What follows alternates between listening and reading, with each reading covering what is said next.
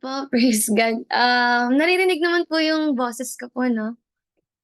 Maganda po.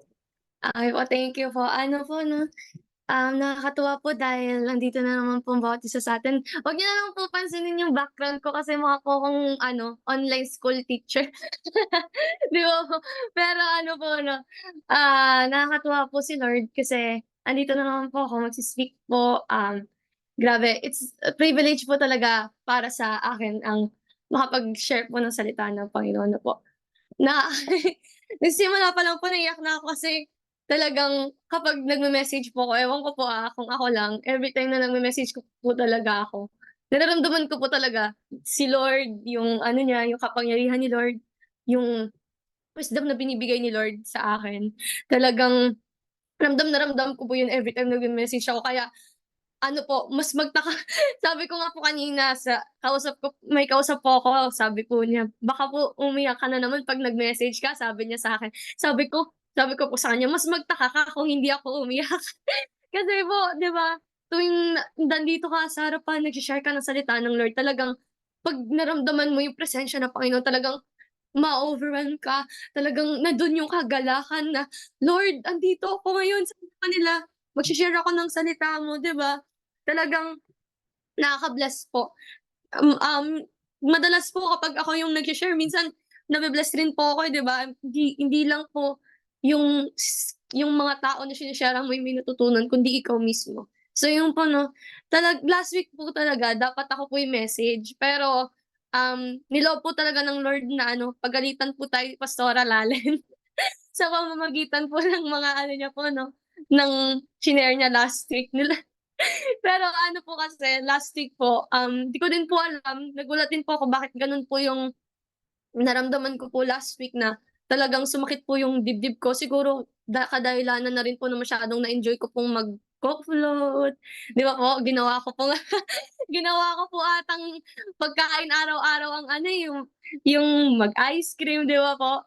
'Di ba, talagang kapag sabi nga po ni Pastora natin kapag wala kang discipline, yun sa lifestyle mo talagang ano, wag kang taka kung 'di ba, wag kang magtaka kung magkasakit ka, 'di ba po? Kasi hindi mo inalagaan yung katawan mo, hindi mo inalagaan yung temple ni Lord. Pero yun, praise God, nandito na po ako. Talagang gulat po ako nun, talagang ano, talagang sobrang sakit po niya. Sabi ko, "Anong nangyari?" Pero praise God po kasi ayun po, sumunod na po ako sa nanay ko, sa mga ano po, sa mga tinuro po ni Doktora Lalen. Kaya ayun po, marami pong talaga akong natutunan this past few weeks po.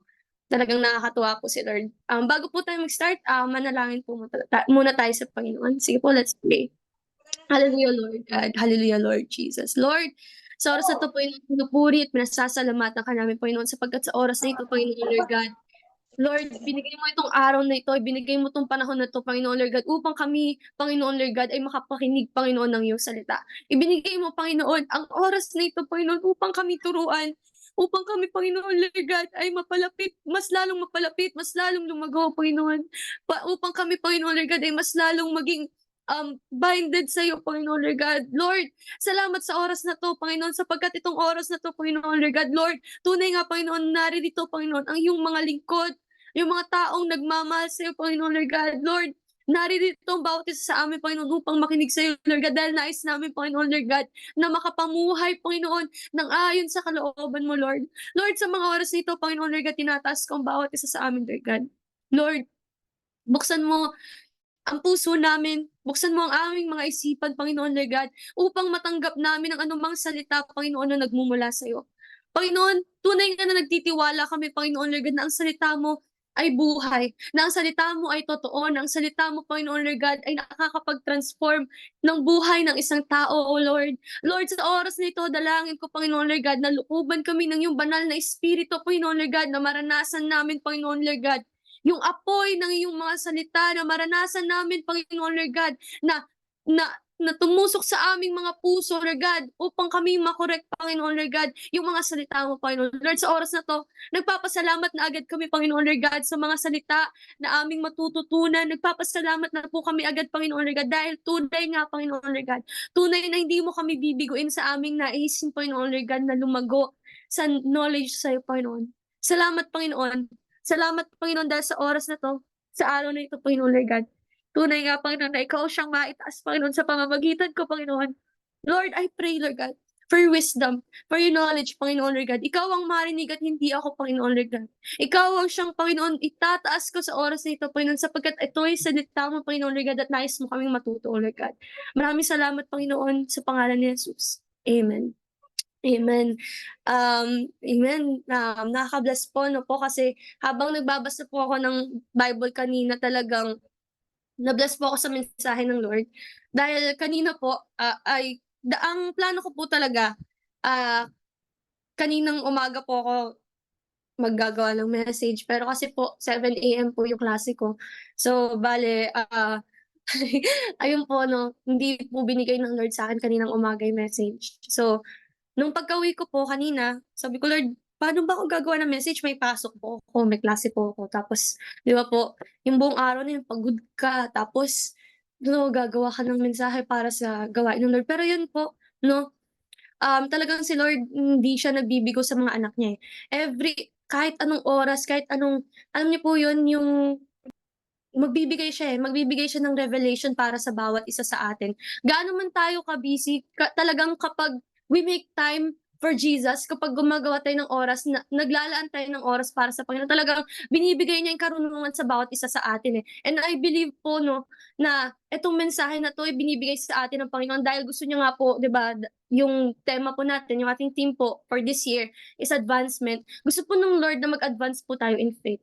Ayaw po ng Lord talaga, eh. Ayaw po ng Lord talaga na manatili tayo doon sa comfort zone natin. Ayaw ng Lord na manatili tayo sa ganitong sitwasyon lang natin. 'Di ba po, yung nakikinig lang tayo. Gusto ng Lord talaga mag-advance tayo na tayo dati nakikinig lang, ta's ngayon magse-share na rin tayo. Pero bago natin magawa yun, siyempre dadaan muna tayo sa proseso.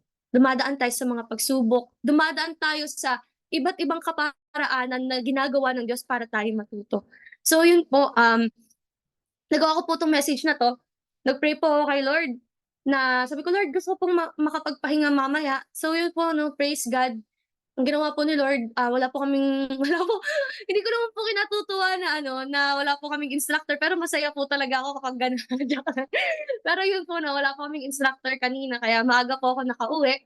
Tapos pagkauwi ko po, sabi ko babasa akong Bible, pero si Lord talagang pinag-rest po muna niya ako, nakatulog po ako ng mga mahigit 1 oras. Tas ayun po, pagkagising ko po, nag-pray na ako, nagbasa na ako ng Bible, and then eto po yung binigay sa'kin ng Lord. So sige po, punta po tayo sa Galatians chapter 6.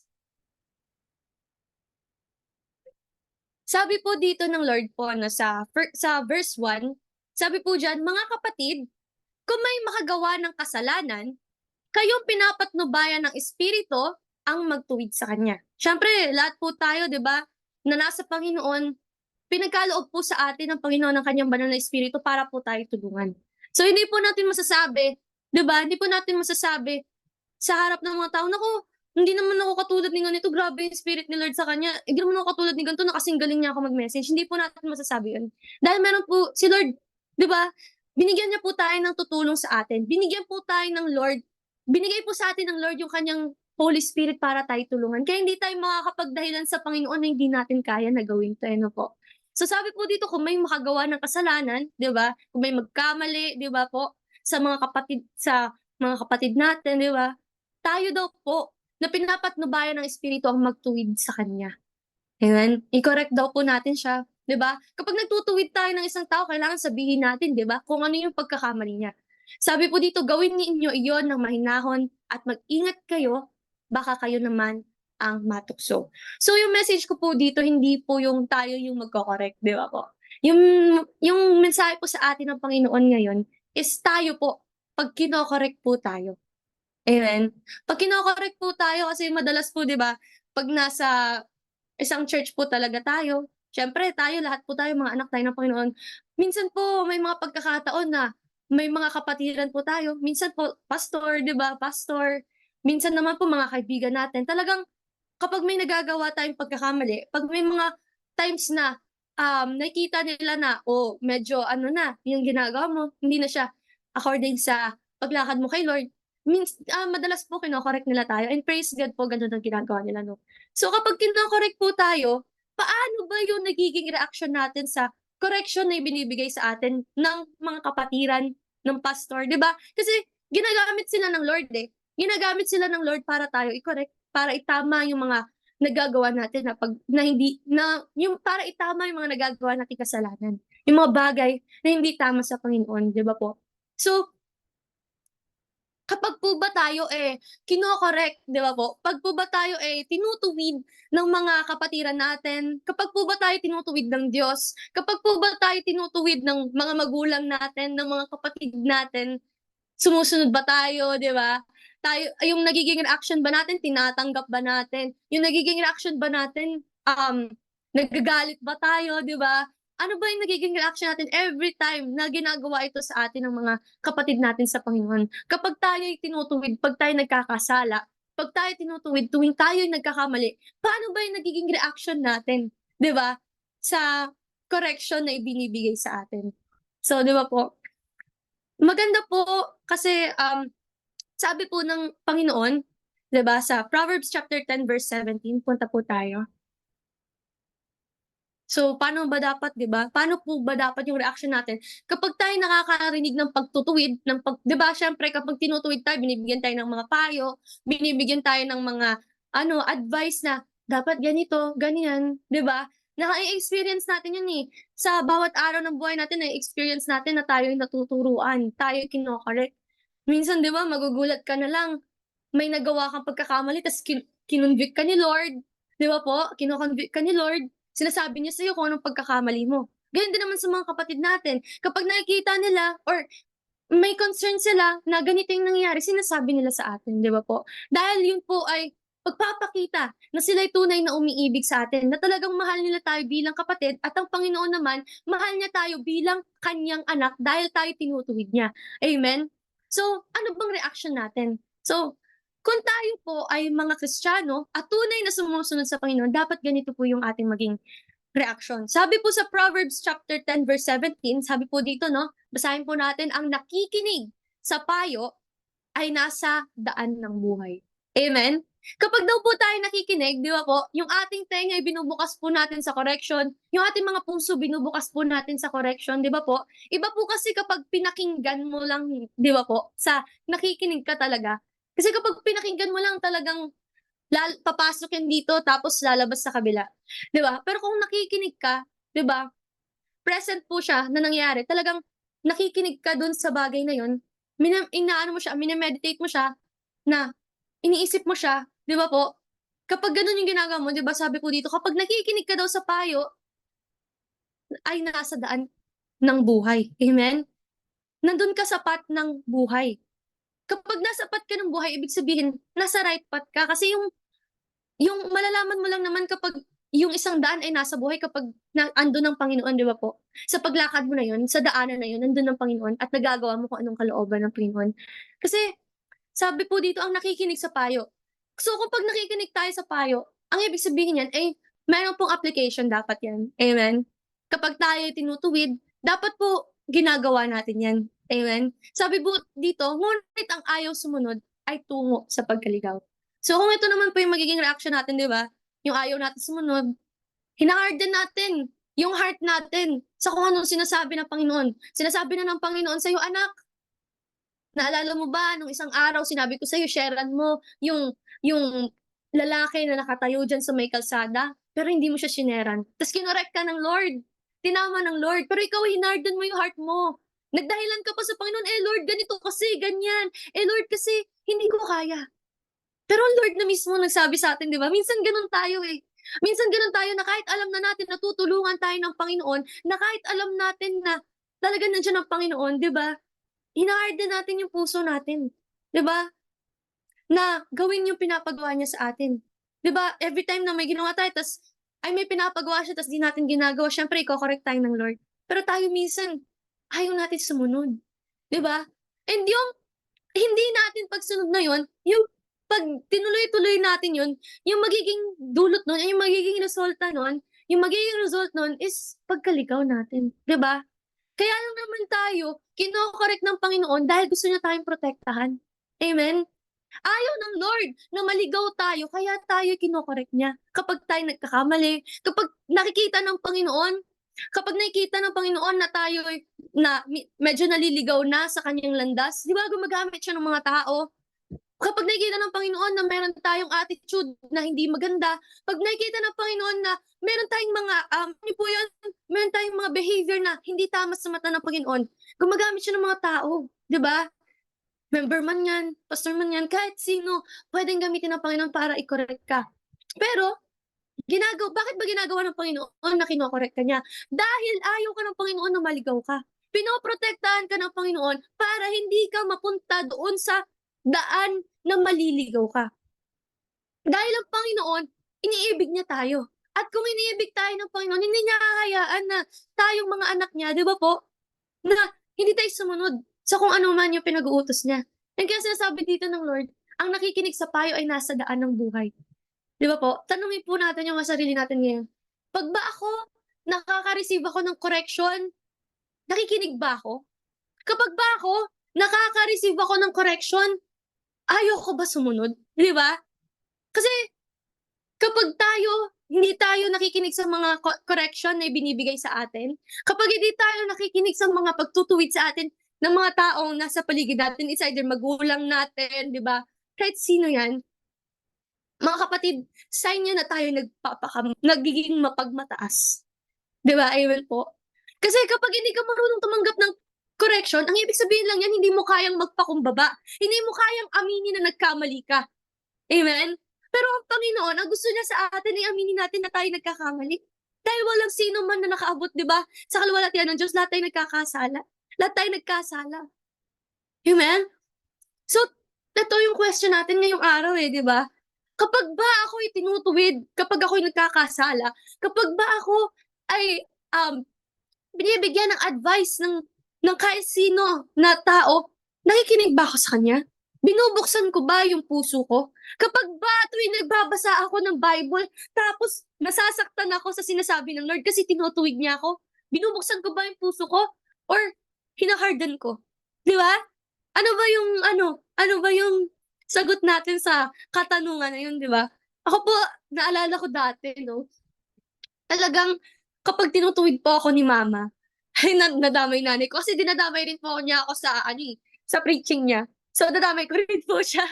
Sabi ko 'no, tuwing ako po dati po 'no, tuwing ako po yung kino-correct ng mama ko, it's either bubulyawan ko siya, sisigawan ko siya, aawayin ko siya, 'di ba po? Tawag po dito, sesendan ko po siya ng Bible verse, 'di ba?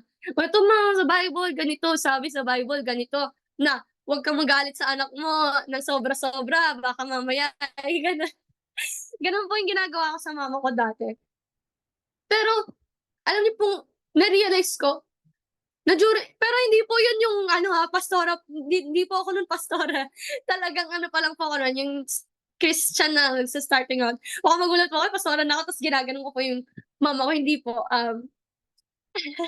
Pero yun po 'no, talagang naaway ko po si mama dati. Um, and yun, kinorek po ako ng Lord, kinonvict ako ng Lord, sinabi niya na mali yun. 'Di ba siyempre po, kapag tayo ay Kristiyano na nasa proseso pa lang po ng pagko-correct ay ng pagbabago, talagang iko-correct po tayo ng Panginoon. Tapos, nung time po na yun, kinorek ako ng Lord and maganda po yung naging result niya.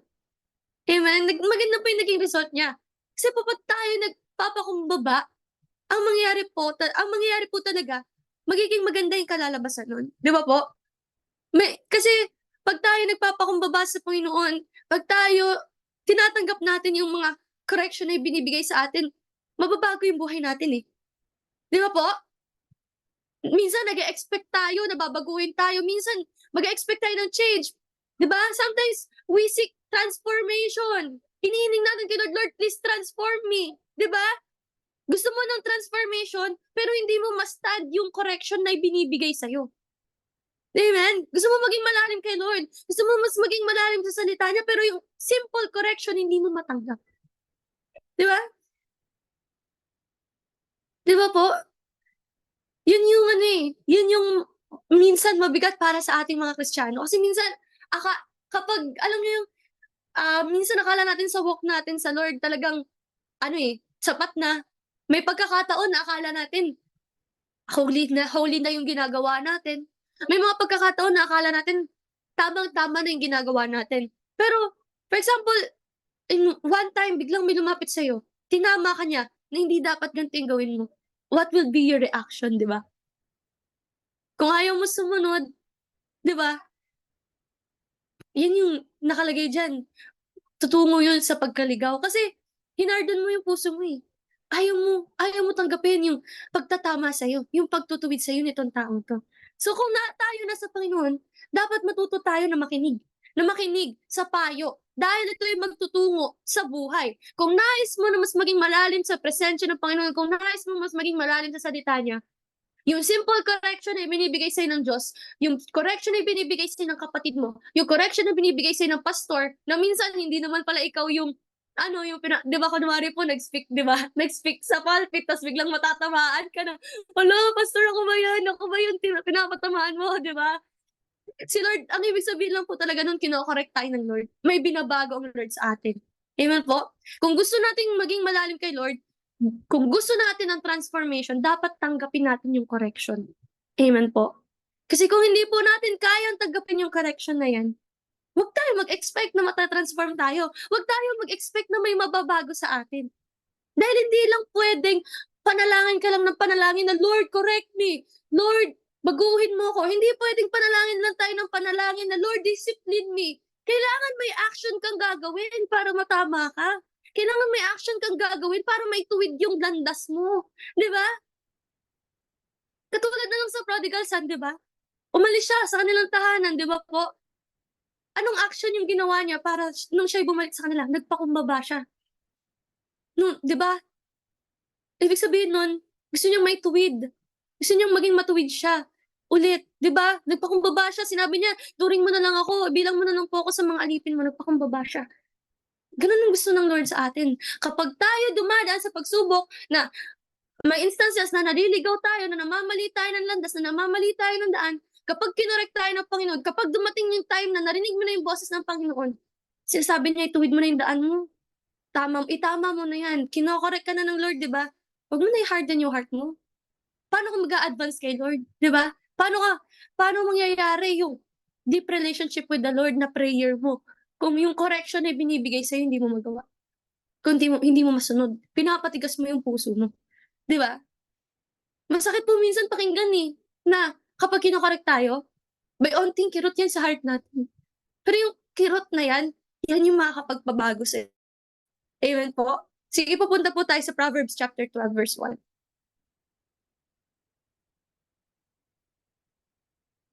Di ba po, Bible reading po natin to, yung Proverbs talagang. Dito po, punong-puno ng karunungan. Punong-puno ng karunungan, punong-puno ng pagtuturo talaga. Di ba? Itong Proverbs, punong-puno siya ng correction. Di ba po? So sabi sa Proverbs 12 verse 1, sabi dito, ang taong may unawa ay tumatanggap ng payo. Tumatanggap ng advice, tumatanggap ng pagtutuwid. Amen? Kapag sinabing taong may unawa, ito yung taong, ikaw, may unawa ka kasi meron kang Christ sa heart mo. Nauunawaan mo na kapag ikaw ay lumalabag sa kautusan, nagkakasala ka sa Panginoon, na kahit sundin mo yung 9 ng utos pero yung 10 lumabag, 'di ba? Yung sa 10 yan, lumabag ka sa isa, 'di ba? Nagkakasala ka pa rin sa Panginoon. Yung alam mo, dapat mong gawin yung mabuti pero ginawa mo yung mali, nagkakasala ka sa Panginoon. So yun yung mga taong may pangunawa. Yun yung taong mga may unawa. Yung alam nila, yung tama at mali. 'Di ba po? Yung nadi-discern nila or let's say ano nila, nakikita nila kung ano ba yung tama at mali, yun yung mga taong may unawa. So sabi dito, ang taong may unawa ay tumatanggap ng payo. So paano na lang, Lord? Di ba minsan makapatanong ka, Lord, paano na lang kung di ko matanggap yung payo? Minsan nga, Lord, kapag nagpipreach si pastor, ang sakit-sakit na ng heart ko eh. Di ba? Minsan nga, Lord, kapag kapag nagsasalita 'tong kaibigan ko nasasaktan na ako kapag sinasabi niya na ano, na minsan masakit na ako magsalita, nasasaktan ako, Lord, eh. Pero totoo naman, 'di ba? Gano'n 'to, eh. Pero totoo naman. Ibig sabihin naunawaan mo kung ano yung pagkakamali mo. Nasa sa'yo lang kung tatanggapin mo yung correction na yun, 'di ba po? At kung tanggapin mo yung correction na yun, it will lead to life. Pero sabi dito, ngunit ang ayaw mapaalalahanan ngunit ayaw mapaalalahanan ang matigas ang ulo. Po, mga kapatid, ako po matigas ang ulo ko dati. Talagang matigas na matigas pa sa matigas yung ulo ko. Konti na lang pupukpukin na po ng nanay ko talaga sa sobrang katigasan ng ulo ko. Kasi ayaw ko po talaga, sobrang prideful ko nung bata pa naman po ako, pero let's say ano po, before po ako maging ano, talagang pastora, nung time na, ah, 'di ko po talaga kilala ko si Lord, sabi ko, pero hindi talaga. Talagang napakatigas ng ulo ko. And alam niyo po, talagang kapag gano'n yung ginawa natin, yung matigas yung ulo natin, hina-harden natin yung mga hearts natin kay Lord, talagang nandun yung mararamdaman mo sa buhay mo na talagang parang to the point na malulungkot ka, na parang, "Ba't gano'n? Ba't ganito yung nangyayari ko?" Magkakaroon ka ng questions, eh, bakit ganito yung nangyayari sa buhay ko, 'di ba? Pasensya na po kayo, may sipon na po kasi ako ta's umiyak pa ta's eh, di lalong sinipon. Pero ayun po 'no, um, kapag ano, 'di ba po, kapag ayaw natin mapaalalahanan ng Panginoon, talagang tunay na matigas yung ulo natin kasi hindi natin dinirinig, eh, hindi natin dinirinig yung kung ano man yung inuutos niya sa atin. And dapat po hindi po yun maging quality ng isang tinatawag na Kristiyano, ng isang tinatawag na sumusunod sa Panginoon. Dapat hindi po natin maging quality na kapag tayo kino-correct, ayaw natin. Na kapag tayo'y tinatama, nagmamatigas tayo, 'di ba po? Alam niyo po, kung kung sa paglakad sa Panginoon pinakamahalaga po talaga nating matutunan, ito talagang correction. Bakit po? Kasi kung di natin matututunan 'tong salitang correction, yung pagtutuwid, yung pagtatama sa atin ng Panginoon, yung pagdidisiplina natin sa Panginoon, parang di po natin matatawag na yung sarili natin na bilang isang Kristiyano kung di tayo marunong tumanggap ng payo, eh. Kasi po ang Panginoon, bakit ba niya tayo pinagbabasa ng salita niya? Para masunod natin yung salita niya, yung utos niya, 'di ba po? Kapag di natin yung nasusunod yung utos niya, nababasa natin sa Bible, eh, naitatama natin yun. So ibig sabihin, yung pagiging Kristiyano, proseso po siya ng pagkakita natin sa ating mga pagkakamali at pagtutuwid nito. Amen po.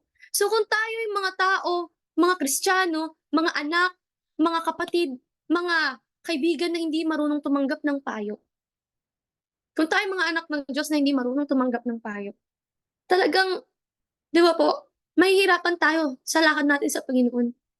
Mahihirapan tayo na mag-grow spiritually, 'di ba? Hindi nga lang spiritually, eh, 'di ba, maging sa mundong ito. Kung hindi ka marunong tumanggap ng payo, 'di ba, katulad na lang sa mga, may trabaho na, kapag may amo ka, 'di ba? Nakikita ko po 'to sa ano, eh, sa mga magulang ko, siyempre nagtatrabaho po sila sa ano, sa business po, 'di ba, talagang minsan makikita ko po sila nase-stress sila dahil hindi po nakikinig yung mga ano nila, mga trabahador nila, 'di ba po? Kung gano'n yung magiging attitude natin, talagang anong mai-expect natin na magiging magandang outcome na sa buhay natin na 'di ba po, na paanong paano magiging maayos yung trabaho natin, paano magiging maayos yung pag-aaral natin kung hindi tayo tumatanggap ng payo, amen po? Ako naalala ko po um nung ako po ay ano, nung nung nag-aral po ako nung senior high po ako 'no, ano po, tawag po dito, talagang tinatamad po talaga ako mag-aral. Gusto ko po makapagtapos sa pag-aaral, pero alam niyo po yung nakakatamad mag-aral. Alam ko naman po lahat po tayo pinagdaanan yun. Pero meron pong isang guro, may isang teacher po na talagang nag-correct sa akin, na nagbigay ng payo. Talagang tinanggap ko yun at napakalaking pagbabago po ang naibigay nun sa buhay ko at napakaganda ng naging resulta nun sa buhay ko. Talagang yung grades ko po Good job! Nagulat po ako. Pero yun po, talagang yung grades ko. Oo, Ay, pero sorry. Sorry po. Yun. Talaga pong, ayun pa nung tinanggap ko yung payo ng teacher na yun, talagang, nung tinanggap ko po yung payo ng teacher na yun, talagang yung grades ko po nag-shift from ganitong grade, naging pataas ng 5 digits. Ng 5 talagang hakbang. Magulat ka, di ba? Magagawa ba yun ng isang tao kung hindi siya, kung hindi niya dinidisiplina yung sarili niya? Matatanggap ba yun ng isang tao kung hindi siya tumatanggap ng payo? Matatanggap ba yun ng isang tao kung hindi niya tinatanggap yung correction? Di ba hindi po? Kaya dapat tayo bilang isang Kristiyano, kung gusto natin ma-transform, kung gusto natin mabago, kung gusto natin na mamuhay talaga tayo, yung gusto natin sabi natin kay Lord, Lord, gusto kong mamuhay ng katulad mo. Kung gusto natin ma-achieve yun, talagang kailangan natin ng correction. Kailangan talagang tumatanggap tayo ng payo. 'Di ba? Kasi may unawa ka eh. Alam mo kung anong tama at mali, alam mo kung ano yung dapat at hindi. So dapat marunong ka tumanggap ng payo. Amen po. Kasi kung hindi, ibig sabihin nun, sabi dito, matigas ang ulo mo. 'Di ba? Ayaw naman po natin maging matawag na matigas ang ulo, 'di ba? Kasi 'di ba, matigas ba? Matigas po ba yung mga ulo natin? Pero yun, 'di ba po, um, sundin po natin. Sundin po natin, magpakumbaba po tayo sa kung ano yung kino-correct ng Panginoon sa buhay natin. Amen. Sige po, punta po tayo sa John chapter 10 verse 27. Ito pong verse na 'to 'no, lagi ko po 'to naririnig talaga kay Ate Angge. 'Di ba po? Kay Ate Angge na si Ate Angge po yung operator po natin, ano po. So, sabi po sabi po diyan, sabi po dito 'di ba, kino-correct ka ng Lord every time babasa kang Bible or kahit sa preaching. Sabi po dito sa verse 27, nakikinig sa akin ang aking mga tupa. Amen? Tupa ba tayo ni Lord? Sheep ba tayo ni Lord? Or baka ano, lang, hindi mo sure kung sheep ka ni Lord, 'di ba? So, sabi ng Lord, nakikinig sa kanya yung mga tupa niya. Ito yung tanong natin, eh, 'di ba minsan mapapa-ouch ka, eh, Lord, nakikinig ba ako sa'yo? Lord, nagagawa ko ba kung anong karapat-dapat sa'yo? And minsan talagang 'pag natatanong natin, yun yung magiging sagot talaga is hindi. Masakit yun 'pag narinig mo yung sagot na hindi. Masakit 'pag narinig mo na medyo, 'di ba? Pero yun yung dun ka matututo, eh. Ibig sabihin nun kino-correct ka. Kung sa tingin natin hindi pa tayo masyadong nakikinig sa Panginoon, 'di ba? At ano, nabasa natin sa word niya na kailangan pala na pinapakinggan ko si Lord. Ibig sabihin nun kapatid kino-correct tayo ng Panginoon kapag nakikita natin, "Ay hindi ko kino-correct si Lord." Hindi yung sasabihin mo na, "Ay hindi ko kino-correct, hindi ko sinusunod si Lord. Ay hindi ako nagfo-follow sa kanya." Ibig sabihin ba nun hindi ako sheep? Hindi. Sheep niya ako kasi ganito ginagawa ko, 'di ba? Yung imbis na mapakumbaba ka, tatanggapin mo yung salita niya, talagang gagawa ka pa ng iba't ibang senaryo para lang mapatunayan, para lang ma-justify yung pagkakamali mo, yung pagkakasala mo, 'di ba? So, sabi po dito, nakikinig sa'kin ang aking mga tupa, nakikilala ko sila. Nakikilala tayo ng Lord at sumusunod sila sa akin. 'Di ba sabi kanina kapag ang tao tumatanggap ng payo, binibigyan ng buhay. And ano pa sabi ng Lord dito sa 28, sabi niya, "Binibigyan ko sila ng buhay na walang hanggan at kailanmay hindi sila mapapahamak at hindi sila maaagaw sa akin." Amen? So kung tayo nagpapa-correct sa Panginoon, bibigyan niya tayong buhay. And mga kapatid minsan kasi minsan 'di ba po, mare-realize mo na mamaliit ko na ba yung buhay na walang hanggan na yun kasi minsan hindi na tayo nakikinig sa salita ng Panginoon. I mean, hindi na tayo nakikinig sa correction ng Panginoon, 'di ba? Yun na rin yun, yung salita ng Panginoon, word ni Lord sa'yo. Minsan hindi na tayo nakikinig, hina-harden natin yung hearts natin, eh. Pero 'di ba, parang ano, eh, tawag dito, para sa kung titignan mo parang nababalewala natin yung kung ano yung reward na ibibigay sa'tin ng Lord, which is yung buhay na walang hanggan kapag di natin siya nasusunod, eh. 'Pag di natin tinatanggap yung pagko-correct na yun, 'di ba? Nababalewala yung kung anong ginawa ng Panginoon para sa atin. Nakakalungkot po yun 'pag if ever na mangyari yun, 'di ba po? Nakakalungkot na mare-realize natin na nababalewala mo yung pagkamatay ng Panginoon dahil sa paulit-ulit na pag-choose mo ng pagpili mo sa pagkakasala, 'di ba po? Sa pa sa paulit-ulit na pagpili mo dun sa part ng buhay mo na hindi ka madisiplina, nasasaktan natin ang Panginoon, nababalewala natin kung ano yung mga ginawa niya para sa atin. Imaginin niyo po napakahirap ng ginawa ng Panginoon para sa atin, pero ginawa niya yun para lamang tayo'y maligtas at mabigyan tayo ng buhay na 'to, ng buhay na walang hanggan. Pero dahil sa yun nga, yung mga puso natin pinapatigas natin ng pinapatigas, 'di ba? Kasi kapag minsan nasasanay ka na hindi na gawin itong bagay na 'to, napapaulit-ulit mo na, nagdudulot na sa'yo ng nakasanayan mo na, ta's 'di mo namamalayan naliligaw ka na, 'di ba po? So, dapat pala sabi dito ni Lord dapat pala nakikinig tayo sa kanya. Kung tunay tayong mga tupa ng Panginoon, kung tunay tayong mga sheep ni Lord, nakikinig tayo sa kanya. Hindi yung medyo tupa lang, 'di ba? Dapat sure na sure ka na totoo kang tupa ng Panginoon. Amen po. Sige pupunta po tayo sa, um, John 8:31. Kasi 'di ba, yung kapag tayo tinutuwid ng Panginoon aral yun. It's a lesson. So sabi dito, kinakausap dito ni Lord yung mga Hudyo, eh. Pero at the same time kasi 'di ba, 'pag binabasa mo yung word ni Lord talagang minsan mai-imagine mo, "Ay ako 'to, aray ko," 'di ba? So sabi dito, sinabi naman ni Jesus sa mga Hudyong naniniwala sa kanya, "Kung tinutupad ninyo ang aking aral, kayo nga'y tunay na mga alagad ko." Kung tayo mga tunay na alagad ng Panginoon, hindi natin hahayaan na yung mga aral na matututunan natin, 'di ba? Yung mga pagtutuwid na sa atin, hindi natin hahayaan na pagtutuwid lang yun. Kundi hahayaan natin na matupad yun sa buhay natin. Natanggapin natin yun, nai-accept natin yun, nai-acknowledge natin na tayo nagkamali, tayo nagkasala at dapat tayong magbago. Kung ginagawa natin yun, kung ina-accept natin yung aral na nagmumula sa Panginoon, kasi 'di ba hindi naman tayo dadaan sa mga correction na yun, sa mga pagsubok na yun na magdudulot ng alam niyo yun, kabigatan minsan, na magdudulot ng kalungkutan minsan. Hindi tayo dadaan sa mga series ng paghihirap na yun para lamang walang mabago sa buhay natin. Kundi ang gusto ng Panginoon na kapag tayo dumaan dun sa mga pangangaral na yun, 'pag tayo dumaan sa mga pagsubok na yun, na nandun ka sa point ng buhay mo na kino-correct ka ng Lord, dapat nat dapat may ano po ba yung tawag dito, dapat doon sa proseso na yun, matuto tayo na tuparin yung aral ng Panginoon. At para mapatunayan na tayo'y dalisay, para mapatunayan na tayo tunay nga na mga alagad niya. Eh, 'di ba, kung ginagawa natin yun kasi may mga resulta, eh, katulad na lang nito sa 32, makikilala ninyo ang katotohanan at ang katotohanan ang magpapalaya sa inyo. Amen? May freedom. Every time na natutupad natin kung ano yung aral sa atin ng Panginoon, yung binibigay na aral sa atin ng Panginoon. Kunwari sinabi ng Lord, "Huwag kang mangangalunya." 'Di ba? Kinorek ka ng Panginoon. "Huwag kang mangikiapid." Kinorek ka ng Panginoon. "Huwag kang sasamba sa Diyos-Diyosan." Kinorek ka ng Panginoon at ginawa mo yun, tinupad mo yun. 'Di ba? Ito yung magiging resulta, makikilala mo yung katotohanan at ang katotohanan ang magpapalaya sa inyo.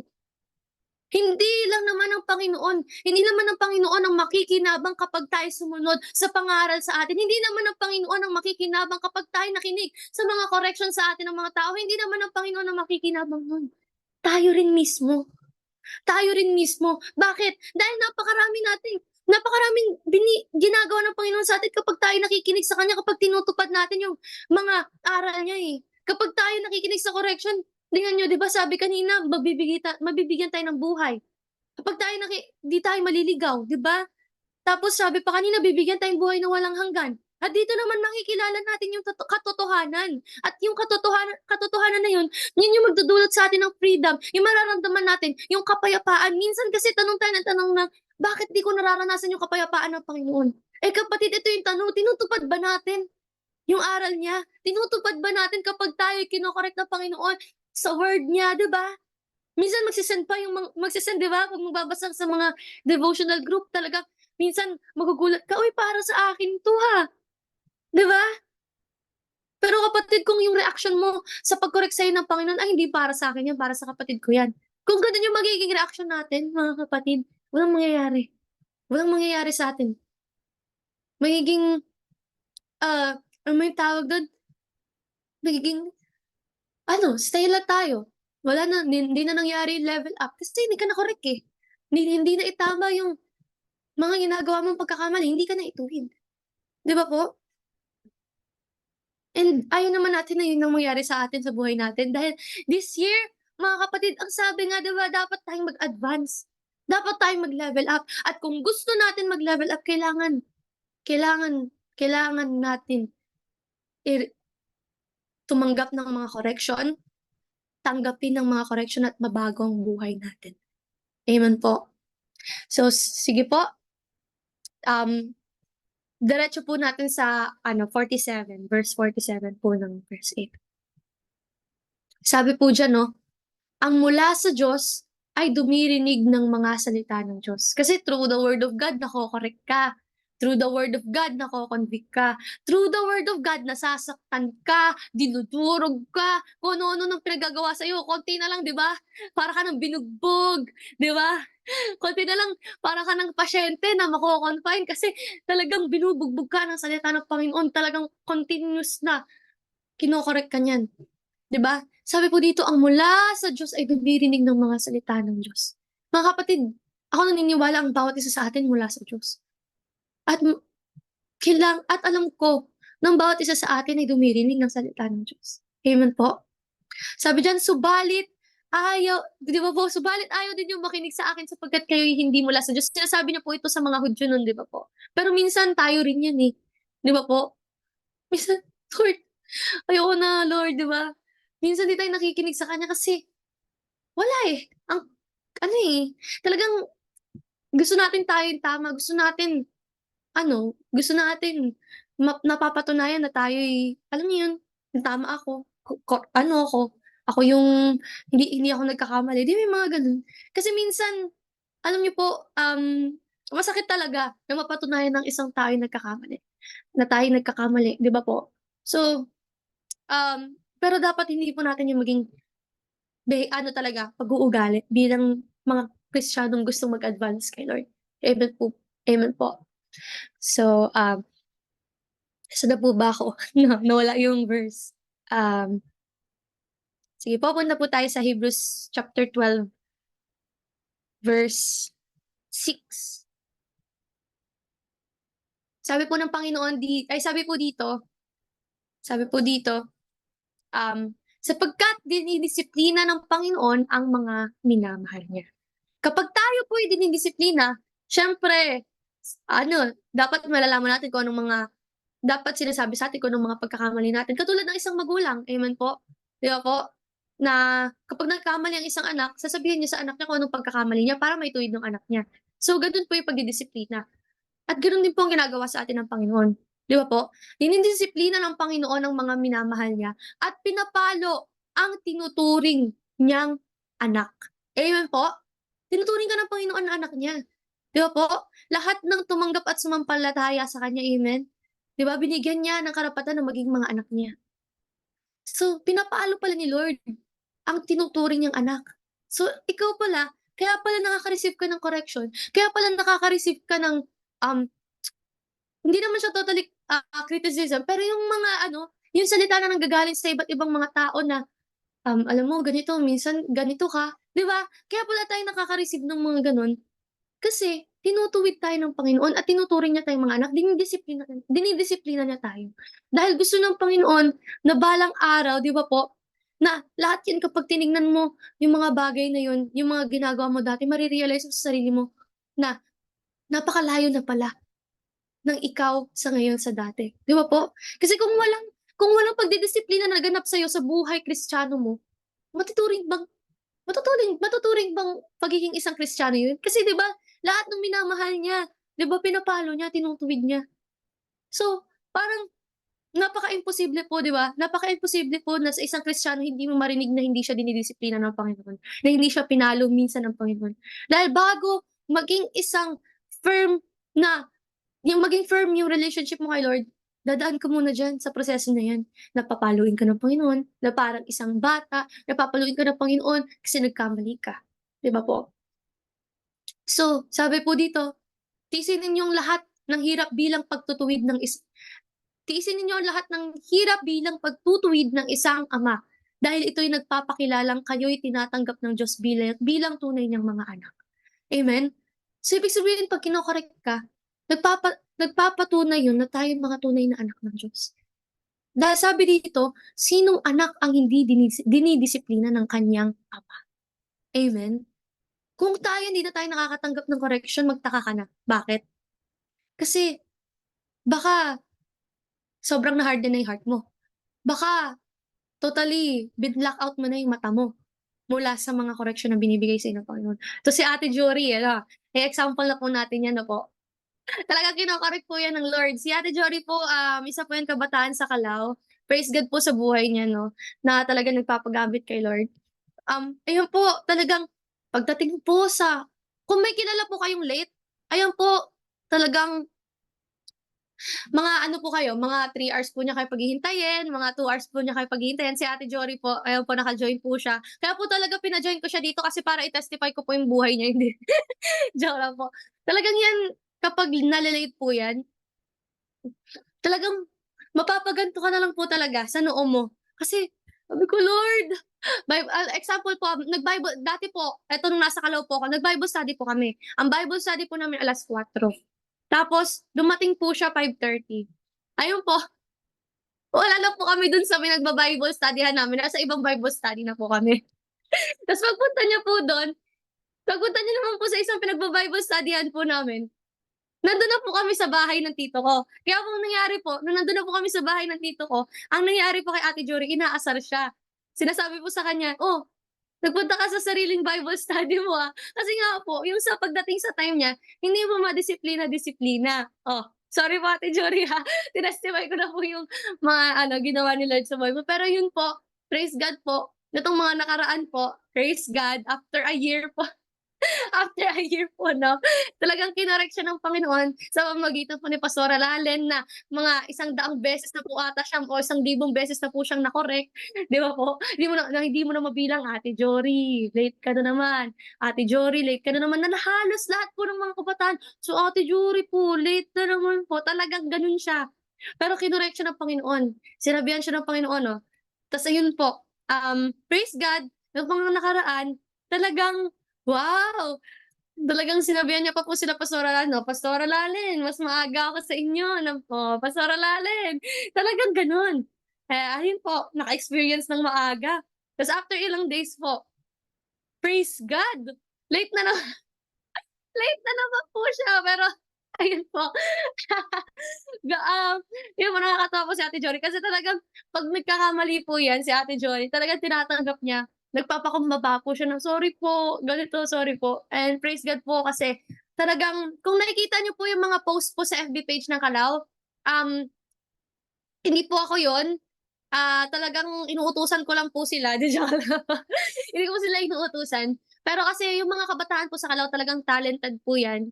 Hindi ko po sila itinataas kundi talagang, natuwa lang po talaga ako sa mga kabataang ito dahil alam niyo po yun despite na talagang yung mga equipments po dun talagang kung tatanungin niyo po talagang hindi po kasing ganda dito sa Gapo, pero talagang nakakagawa po sila ng kaparaanan kung paano po sila mag-e-edit, kung paano po sila mag-aano, kung paano po sila mag-aano, talagang talented po sila, gano'n. Kaya sabi ko po sa kanila, nung during that time na nandun po ako, talagang sabi ko po, "Gamitin niyo yung mga talents niyo na yan to glorify the Lord."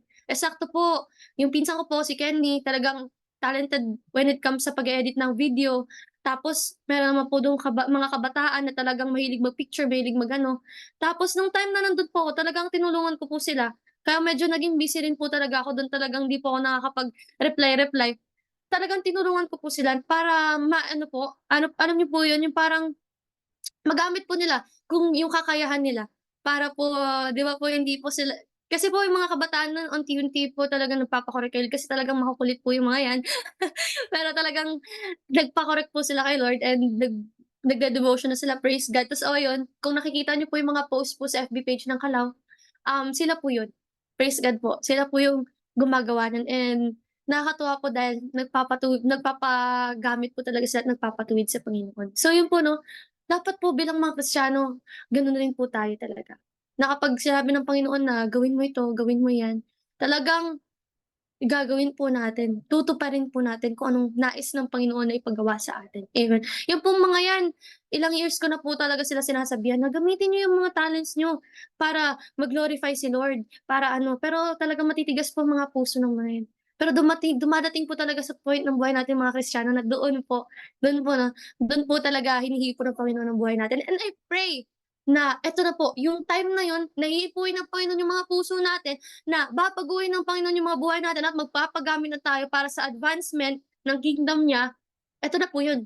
Eto na po yung pagkakataon na yun. Di ba po? Huwag na po natin patagalin dahil yung pagdating po ng Panginoon, yung mga nangyayari po sa ano na yun, ngayon, talagang nakaka nakakaano na po, parang ano na siya, alarm na po kasi talagang magugulat ka, may mga taong makakasalubong ka ta's mababalitaan mo na lang isang araw, patay na sila, bata man sila, matanda man sila, 'di ba?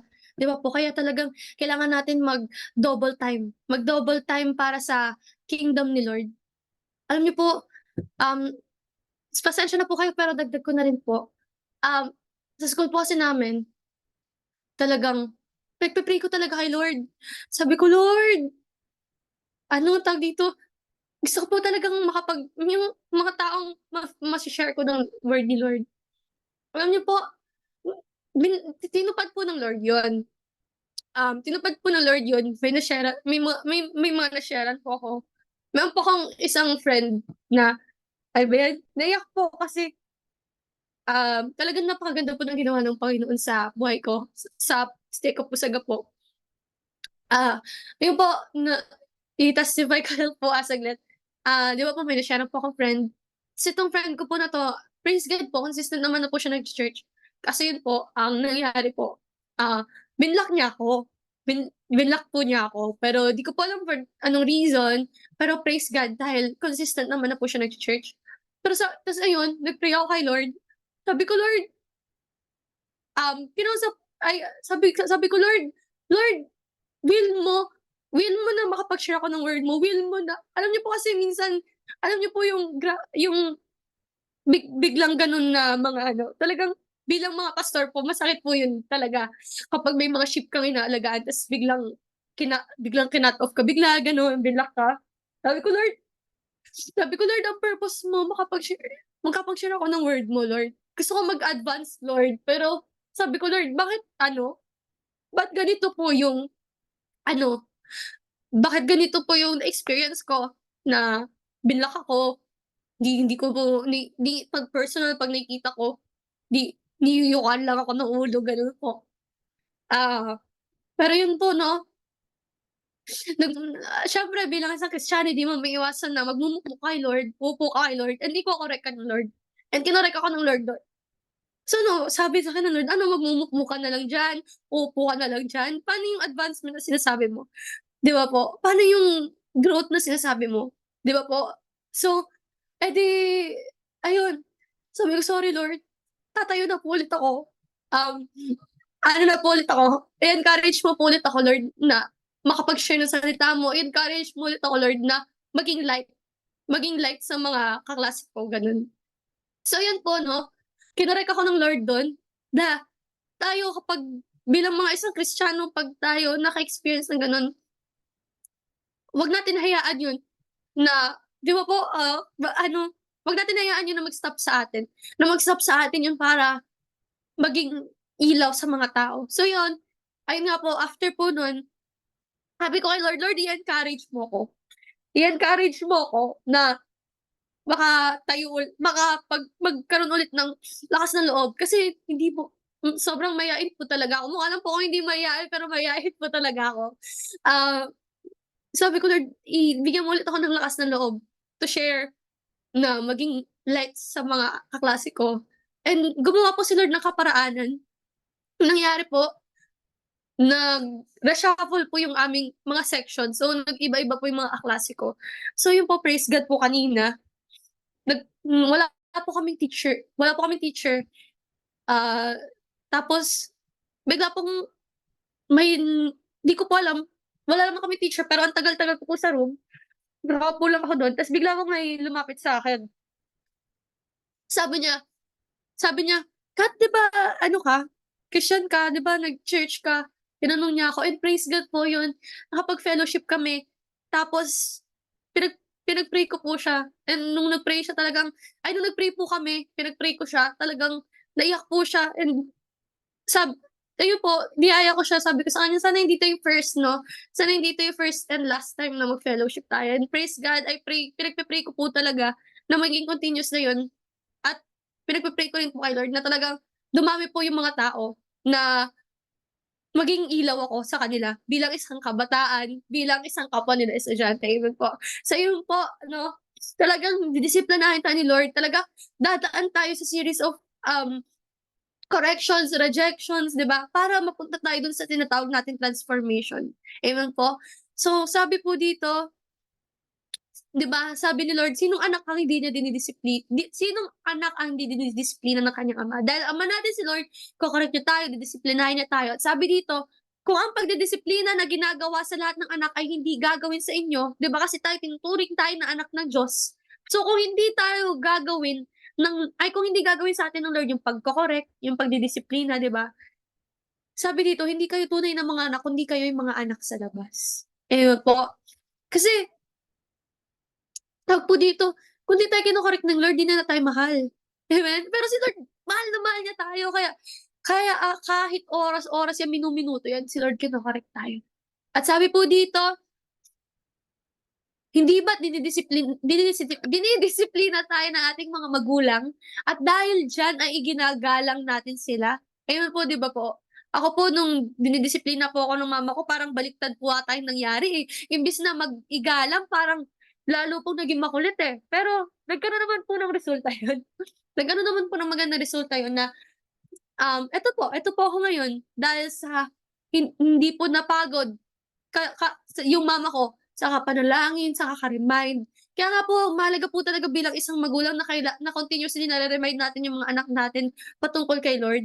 Kasi ako po nung bata ako, experience ko na kahit ano, kilala ko naman si Lord, may times talaga na makakalimutan ng isang bata talaga kung anong ginawa ni Lord kasi bata pa yan, eh.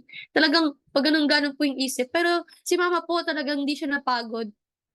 Hindi siya napagod na disiplinahin po ako, ipanalangin po ako, and praise God, ito po ako ngayon nagshi-share po ako, 'di ba po? Hindi na po inallow ng Lord na umabot pa ako ng 30 years old na namumuhay sa kasalanan, 'di ba po? Hindi po inallow ng Lord na umabot ako ng matanda na ako tapos di ako naglilingkod sa kanya, and yun po yung kung iniisip ko po talagang pinaka-greatest gift po ng Lord na ibinigay sa akin is yung at a young age talaga na paglilingkuran siya. Napakagandang bagay po nun kasi talagang kung titingnan ko po yung mga kabataan sa mundong ito talagang problemadong-problemado sila sa kung paano sila hahanap ng solusyon. Pero ako nahanap ko po sa murang edad kung paano po ako magkakaroon ng solusyon. Amen po kung paano maitatama yung buhay ko, and through Lord Jesus Christ po yun. Amen po. At sabi po dito, pasensya na po kayo. Ganito po talaga ako, sanay na po kayo, di ko na po kailangan laging gano'n. Pero yun po, sabi po dito, hindi ba't upang tayo mabuhay, mas nararapat na tayo pasakop sa Diyos na ating Ama sa Espiritu. Amen po 'no? Sa loob ng maikling panahon, sabi po diyan, dinidisiplina tayo ng ating mga magulang para sa ating ikabubuti. At gayon din naman, tinutuwid tayo ng Diyos sa ikabubuti natin upang tayo maging banal katulad niya. Amen po? Hindi naman sinabi ng Lord para tayo maging perfect, 'di ba? Para tayo maging perfect na yung hindi naman niya nilagay diyan para maging perfect ka katulad niya. Kasi kailanman hindi ka magiging kasing perpekto ng Diyos. Pero ang sinasabi dito yung maging banal tayo tulad niya. Yung yung bang sa buhay natin matuto tayong lumakad ng according sa will niya, 'di ba? Yun yung nais ng Panginoon sa atin, eh, kaya tayo kino-correct ng Panginoon dahil para tayong madisiplina, para when it comes dun sa time na kinuha na tayo ng Panginoon, prepared tayo doon sa kung ano mapapagawa niya sa atin sa ano sa kaharian niya. Kasi sa kaharian ng Panginoon, 'di ba, nakakatuwa na na talagang magpupuri ka sa kanya. Sa kaharian niya talagang wala kang gagawin dun kundi maglingkod sa kanya. And etong ginagawa sa atin sa mundong ito na pagko-connect sa atin ng Panginoon, it's preparation para dun sa kaharian niya. Pero kung hindi tayo nagpapa-correct sa Panginoon, paano tayo magiging prepare pagdating ng time na nandun na tayo? And also din, kaya tayo kino-correct ng Panginoon para maging prepared tayo, magpayag ng salita niya, para maging prepared tayo na, for example, Ano mang ginagawa mo sa church, kumakanta ka man, ano mang ginagawa mo, nag-e-encourage ka na, ano po ba yung tawag dun, usher ka, kahit anong ginagawa mo, yung pagko-correct sa'yo, it's a preparation sa kung anong ginagawa mo para sa kaharian ng Panginoon, para sa pag-a-advance niya sa kaharian ng Diyos, 'di ba? Sa advancement ng kingdom ni Lord. Kaya ka kino-correct. Kaya pansinin niyo po, talagang pagpasok pa lang ng 2024 ang dami ng nangyayaring pagsubok na talagang tinutuwid ka ng Panginoon. Is dahil gusto ni Lord prepare ka dun sa advancement na yun. Kasi kung ikaw mismo hindi mo nararanasan yung correction ng Panginoon, 'di ba? Kasi sa advancement ni Lord, i-spread mo yung word ni Lord, i-spread mo yung katotohanan niya. Paano mo magagawa yun kung ikaw mismo hindi mo masan yung correction, 'di ba? Yung correction na magko-correct, magsa-speak ka sa kanila, alam mo yun, mag-a-advance sa kingdom, magse-share ka ng word sa kanila, pero hindi mo magagawa yun, hindi ka magiging prepared para gawin yun kung di ka nagpapatuwid sa Panginoon, kung di ka nagpapadisiplina sa Panginoon. Amen po. At sabi po dito, habang tayo tinutuwid, hindi tayo natutuwa. Talaga naman, di ba? Kino-correct ka na ng Panginoon, tas tatawa ka pa, di ba? Kino-correct ka na ng Panginoon na I mean, 'pag tayo 'di ba, 'pinapagalitan tayo ng magulang natin, dinidisiplina tayo ng magulang natin, ta's tatawanan natin sila 'di ba, sign yun ng pag-disrespect natin sa kanila. Eh, gano'n din kay Lord, yung tatawanan mo, "Lord, ano ba naman yun, hindi naman yun okey na ako sa gan'tong buhay ko Lord." Yung mga gano'n ba. Siyempre 'pag tinutuwid tayo ng Panginoon, hindi tayo natutuwa, 'di talaga tayo natutuwa kasi kapag nagko-correct si Lord masakit. Amen? And kapag tinutuwid tayo ng Panginoon, ang nararanasan natin naghihinagpis tayo deep inside, sa puso natin talagang nadudurog tayo. Alam niyo po hindi siya yung pagkadurog na talagang depressed ka, pero ito yung pagkadurog. Ito yung pagkadurog na nagdudulot ng pagbabago, ng kaligtasan. Amen po? Kasi alam niyo po, minsan talaga dumadaan tayo sa series ng buhay natin na talagang masasaktan at masasaktan tayo dahil dumadaan tayo sa correction ng Panginoon. Pero sabi dito, ngunit pagkatapos niyon, may resulta, may mangyayari. Sabi dito, mararanasan natin ang kapayapaang bunga ng matuwid na pamumuhay. Amen po? At dahil dito'y itataas ninyo ang inyong mga nanghihinang kamay at patatatagin ang mga nangangalog na tuhod. Kasi every time na nadudurog tayo, naghihinagpis tayo, 'di ba? Hinang-hina tayo. Talagang nanginginig na tayo, hindi natin alam kung anong kaparaanan ang gagawin natin, pero dahil nandiyan ang Panginoon, ito yung mangyayari, eh. Mam Talagang after everything na nangyari sa'yo, 'di ba po? Talagang itataas natin yung mga nanghihinang kamay na yan. Yung talagang patatatagin yung mga nangangalog na tuhod. Sabi dito, lumakad kayo sa daang matuwid upang hindi lumala ang mga paang napilay at sa halip ay gumaling. Kaya tayo kino-correct ng Panginoon. Kaya gumagamit si Lord ng mga tao para i-correct ka. Dahil para ikaw ay gumaling. Wala kang sakit kapatid. Wala kang sakit physically. Wala kang sakit physically pero spiritually minsan, 'di ba? Aminin natin, spiritually, emotionally, 'di ba? Madalas talagang 'di tayo okey. Pero alam niyo po 'yun, kapag tayo'y lumapit sa Panginoon, lumakad tayo dun sa daanan niya kasi yung daanan ni Lord matuwid na nga pero naliligaw pa rin tayo. Kasi pinipili lang nating maligaw. Hindi naman tayo nililigaw ng Lord, eh. Pinapakita niya na nga na tuwid yung daan niya pero tayo kasi pumipili sa path natin, eh. Pero si Lord, ayaw niya hayaan yung mga anak niya na tunay niyang minamahal na maligaw. Or kaya yung paang napilay nila is tuluyan ng mabali, 'di ba po? Ayaw ni Lord na mangyari yun kaya ikaw, tayo, lahat tayo, tinatama niya, tinutuwid niya at dinidisiplina niya. Masakit, oo, pero kung hindi niya gagawin yun, walang mababago sa buhay natin. Hindi tayo makakapag-testify kung gaano kabuti ang Panginoon sa buhay natin, 'di ba po? Totoo po, 'di ba? So, sige po, Revelations 3:19 po, punta tayo. Sabi po dito, "Sinasaway ko't pinapalo ang lahat ng aking minamahal." Yan na naman si Lord, 'di ba? Kanina niya pa po sinasabi na talagang sinasaway niya, talagang dinidisiplina niya, pinapalo niya talaga ang lahat ng kanyang minamahal. Kaya't maging masigasig ka, pagsisihan mo't talikuran ang iyong mga kasalanan. Amen po? 'Pag tayo nagkakamali, pagsisihan natin. Amen? 'Wag na maging matigas yung mga puso natin. Kasi kung ang goal natin this year is advancement, kung di natin pagsisisihan yung mga pagkakamali na nagawa natin, kung papalabasin lang natin sa kabilang tenga natin yung correction ng Panginoon, mga kapatid,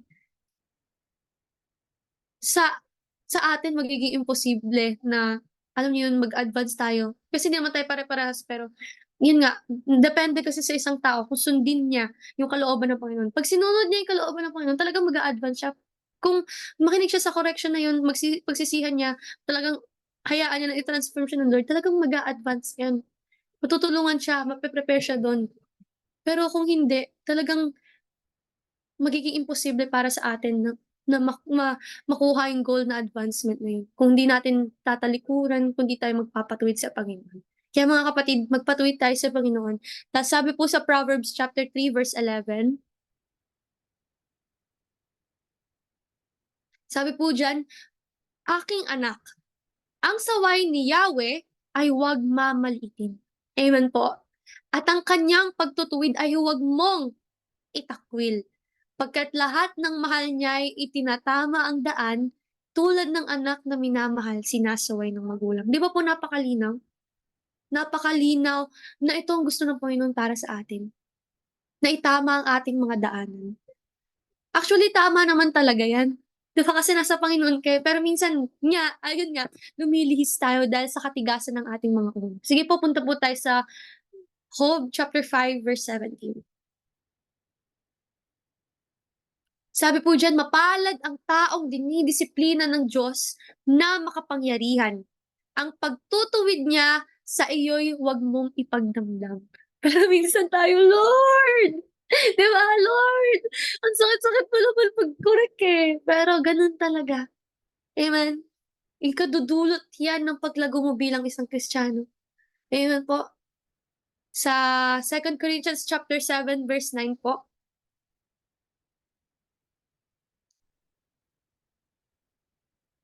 Ito po kasi sa sulat po na ito, 'di ba, nag-send po ng letter si Paul na nandun po yung pagre-rebuke, pagko-correct, 'di ba po, sa mga maling ginagawa. Pero sabi po, sa 7 po, 7 verse 9, yung nag-send siya ng letter, nagbigay siya ng correction, nag-rebuke siya. Sabi niya po dito ni Paul, 'di ba po, na puwede rin naman sa oras na ito mai-relate po sa'tin, sabi niya, "Ngayon ay nagagalak na ako sapagkat ang kalungkutang iyon." 'Di ba po kapag tayo ngayon nakaranas ng mga pagtutuwid, talagang naghihinagpis tayo, nalulungkot tayo. Sabi dito, ginamit ng Diyos yung kalungkutan daw po na yun para akayin kayo na pagsisihan at talikuran ng inyong pagkakasala. Amen po? Na kapag tayo nako-correct, talagang malulungkot tayo. Nangyari din po sa'kin, actually recently lang din po. Talagang thankful po ako sa life ni Pastora Hattie, amen po. Sabi po dito, "Para akayin tayo pagsisihan at talikuran ang inyong pagkakasala, kaya't hindi kayo napasama dahil sa amin." Amen po, kasi hindi lang po yung mga taong nagko-correct sa'tin yung magre-rejoice, hindi lang po yung mga pastors natin, hindi lang po yung mga tao, pati po ang Panginoon magre-rejoice po siya 'pag tayong mga anak niya, nakikita natin na nagpapadisiplina tayo doon sa pagtutuwid niya sa atin, 'di ba po? Na nakikinig tayo, na tinutupad natin yung mga inuutos niya. Sabi po dito sa verse 10, "Sapagkat ang kalungkutang buhat sa Diyos ay nagbubunga ng pagsisisi at pagbabago tungo sa kaligtasan." Amen po. Mga kapatid, napakaganda po kapag nade-discern pa natin kapag tayo nagkakamali at tayo nalulungkot, 'di ba po? Kasi yung kalungkutan na yan, kapag nalaman mo na tinutuwid ka, magbubunga po yan ng pagsisisi at tu pagbabago tungo sa kaligtasan, 'di ba po? Amen. Kasi yun nga, ah, yung kung anong ginagawa natin talagang nakikita ni Lord yan, eh. Sa bandang dulo iju-judge tayo according sa mga gawa natin. Sabi diyan, "Ngunit ang kalungkutang dulot ng mundo ay humahandog sa kamatayan." So, malaki po yung difference ng dalawang 'yan. And maganda po kapag tayo nalulungkot dahil kino-correct tayo, dahil mismo 'yun yung sinasabi na kalungkutan na nabuhat sa Diyos, eh. Yung kapag tayo nalulungkot, kapag tayo dumaraan sa pagsubok, normal po 'yan. Dahil 'yun po yung magbubunga sa atin para tayong maging matatag, para tayo mas lalong mabago, para tayo lalong mas magtiwala sa Kanya, para tayo lalong mas lumago sa presensya niya, para tayo'y lalong alam niyo po 'yun, para tayo lalong maging, malapit sa Panginoon talaga, yung talagang lapit na hindi na tayo magde-depart sa kanya, amen po. So yun lang po, maraming salamat po sa Panginoon, sa kanyang mensahe para sa atin, sa bawat isa sa atin. And remind ko lang mga kapatid, kaya po tayo kino-correct ng Panginoon dahil nais niya tayong protektahan upang hindi tayo maligaw, and kung nagnanais tayo ng transformation, yun nga po, kung gusto natin ng advancement, 'di ba po? Kung gusto natin yung mangyari yung goal na advancement of God's kingdom, kailangan yung simpleng correction, rebuke na ibinibigay sa atin ay tanggapin natin. Amen po. Sige po,